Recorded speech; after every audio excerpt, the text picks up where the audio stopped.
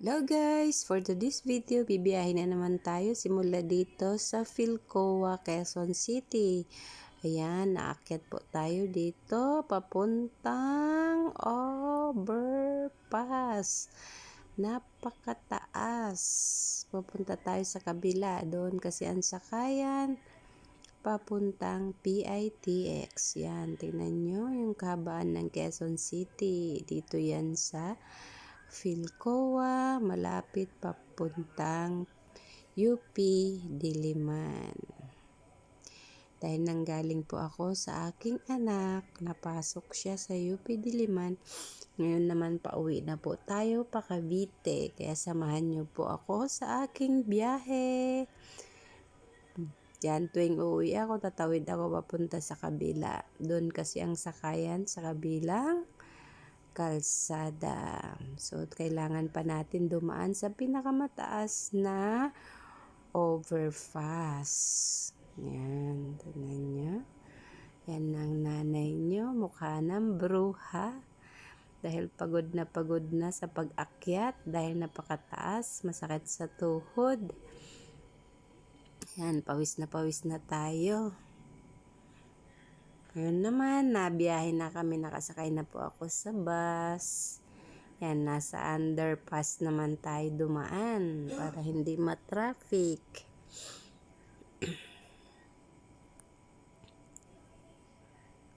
Bilis ng bus kasi walang traffic pa. Doon banda sa taas ang may traffic kaya na nakatigil yung mga sasakyan. Kaya dito malimit dumaan ang aking bus na sinasakyan sa underpass. Bilis ng bus. Dito pa rin tayo sa may Quezon City. Sobrang haba ang Quezon City. Inabot ako ng 1.5 oras from Quezon City puntang PITX. Tapos from PITX na puntang Cavite, minsan 2.5 oras. So, sumatotal, nasa 4 hours po ang aking biyahe. Kaya manhid ng manhid ang aking puwet sa kakaupo. Tulog, gising, nasa biyahe pa din ako.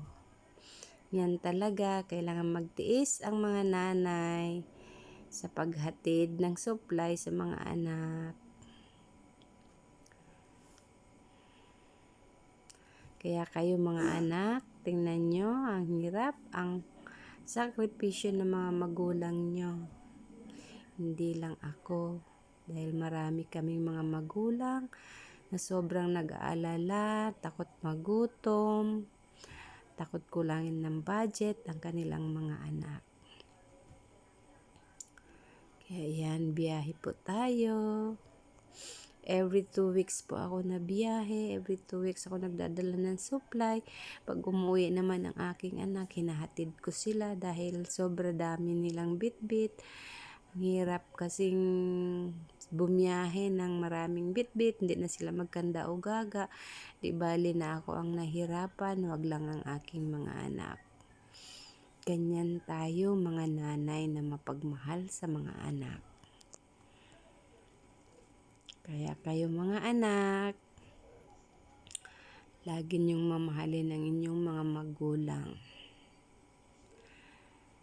Lahat ng hindi ko naranasan na ganito, pag-intindi ng magulang, pinaparanas ko sa inyo. Ayaw ko iparanas sa inyo yung mga naranasan ko. Kasi nung panahon namin, hindi na kami niintindi ng aming magulang, kanya-kanyang intindi sa sarili. Ako naman, gusto kong intindihin kayo. Gusto ko puro pag-aaral nyo lang ang iniintindi nyo. Ayaw ko nang bigyan pa kayo ng pag-iisip. Halimbawa, kukulangin na kayo sa allowance. Siyempre, problema na kayo. Ayaw kong gagawin nyo yun. Kaya, malayo pa lang, nag-iisip na ako kung saan kukuha at paano i-budget yung mga konting pera natin para hindi kayo maubusan ng allowance. Yan, Quezon City pa din tayo. Sobrang haba na ng biyahe, pero nasa Quezon City pa din. Ayan. Traffic din kasi sa kabilang side, mabagal ang takbo. Pero mabuti na lang ang bus na sinasakyan ko, tuloy-tuloy ang biyahe.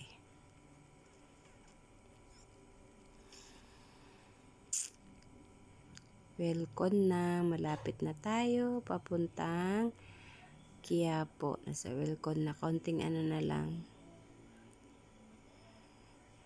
Pagdarating na tayo ng welcome, so, kasunod noon ay lapit na tayo sa Espanya, sa Blooming Treat. Yan, tumigil ang bus. Yan, nandito na tayo. So, welcome to Quezon City. Yan po yung welcome. So, malapit na po tayo. Malapit na rin tayo papuntang UST. Malapit na rin tayo sa FEU. Then, Quiapo. Yan, malapit na tayo. Sunod-sunod na yan. Tagal ko nagbibiyahe, alam na alam ko na yung mga lugar na dadaanan. Yan.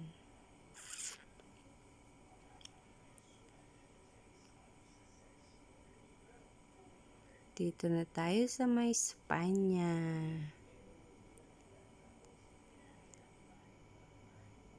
Save more. Yan. Traffic na naman. Tumigil na naman tayo.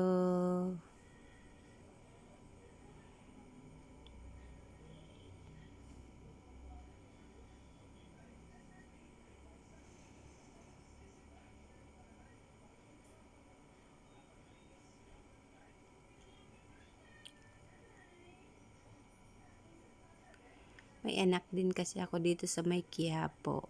Actually, sabay ko sila hinatid na dumaan muna kami sa may Quiapo at hinatid namin sa apartment ang kuya ng ang panganay kong anak.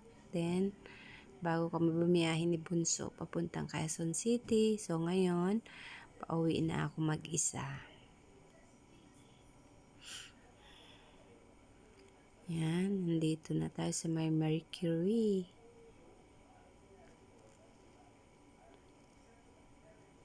Nasa kabilang side kasi ang UST kasi kaya hindi natin siya makikita. Ayan na po ang Espanya.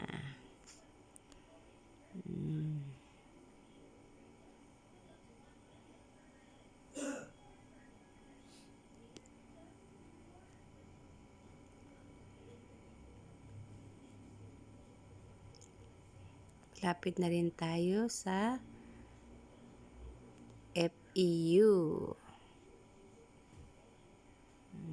Far Eastern University. Yan na ang FEU office. Office at yan ng FEU. Admin, doon pa sa kabila yung school. Yan, yung mahabang building. Yan po ang FEU. Diyan napasok ang anak ng aking kaibigan. Medtech po ang kanyang kinukuha. Yan, nadaan tayo sa underpass. Nakalabas na tayo. Malapit na tayo. Dito na tayo sa papuntang Quiapo. Yan, lumipat ako sa kabilang side. So, makikita natin ang simbahan ng Quiapo. Ito na po yung Quiapo Church. Yan, ang Black Nazareno. Malimit din ako dyan dumaan. Dyan po ako namimili ng mga gulay. Pag pupunta ako ng Quezon City, ayan po ang Quiapo Church. Dito na po tayo sa bridge. Papuntang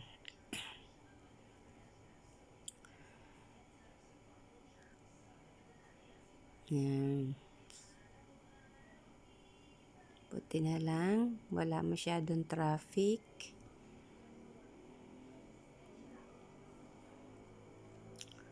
May loton na po tayo. Yan na po ang Loton. Yan na po ang Manila Post Office. Yan. Dito pa tayo sa may Loton.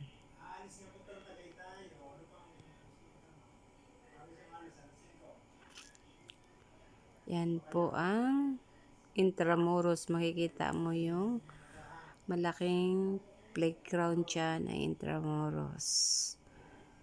Dyan. Yan na po ang National Museum. Kasunod ng National Museum, yan na po ang Luneta Park. Yan. Sa kabilang side ng Luneta Park ay ang mga Manila City Hall.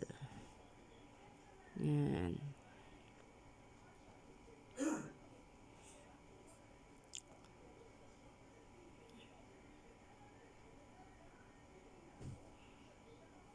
Yan na po ang Philippine PGH. PGH Hospital na po tayo.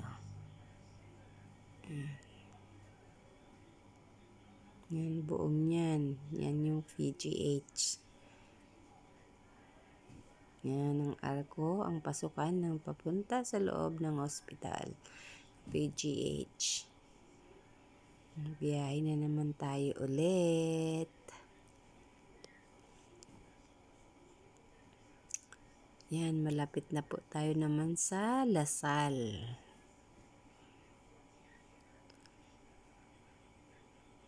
Sa Lasal University. Ito na po ang Lasal. Yan.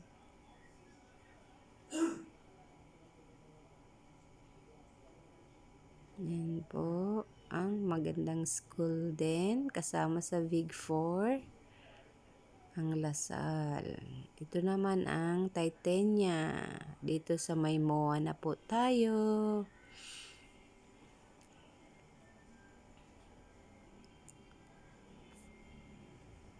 Tayo papuntang MOA na.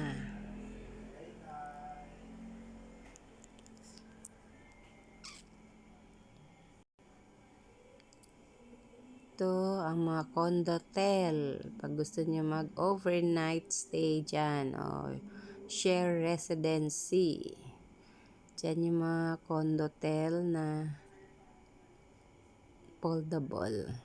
Mga 2.5 lang siya. 24 hours ka na pwede mag-stay. Pwede ka na rin mag-swimming. Nandito na po tayo sa MOA. Sa Mall of Asia. Yan na po ang Mall of Asia.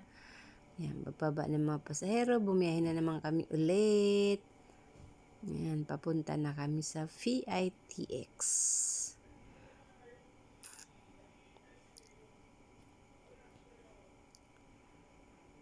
Yan lang guys. Thank you so much for watching. Bye-bye and God bless everyone. Yan na po ang nanay niyo. Nakasilip na. Malapit na tayo. Bye-bye. God bless.